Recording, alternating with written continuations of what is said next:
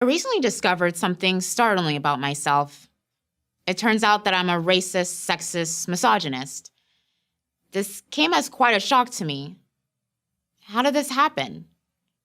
As a person of color, a single woman with a graduate degree who grew up poor in a home without a father, I had a clear political path to follow, and I followed it.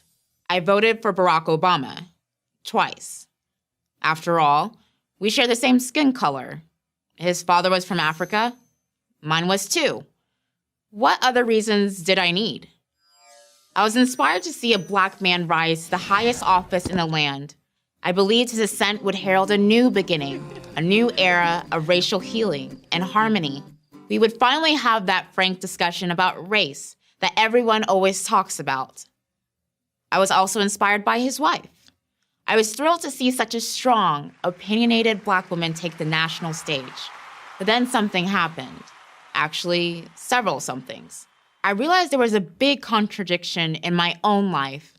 I considered myself a free thinker, but I was thinking exactly what I was supposed to. I decided to start asking questions. I belonged to several campus feminist groups.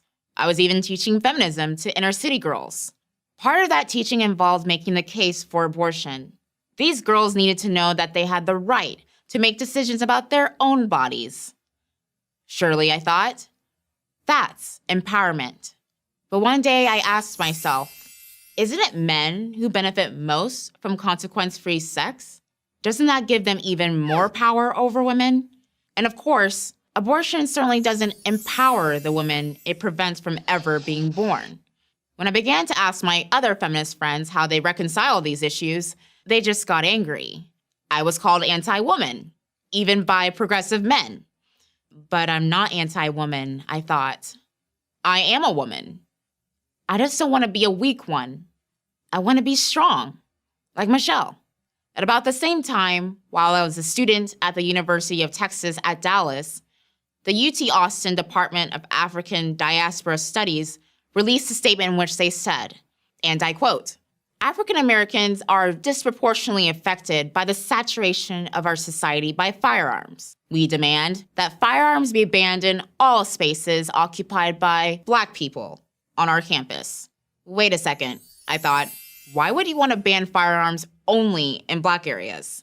Doesn't that mean that you either think Black people are more dangerous than other people or less worthy of protection? These questions did not endear me to my progressive friends. I was called a race traitor, even by white people. But I'm not anti-Black. I am Black. I just want to be safe, like Barack.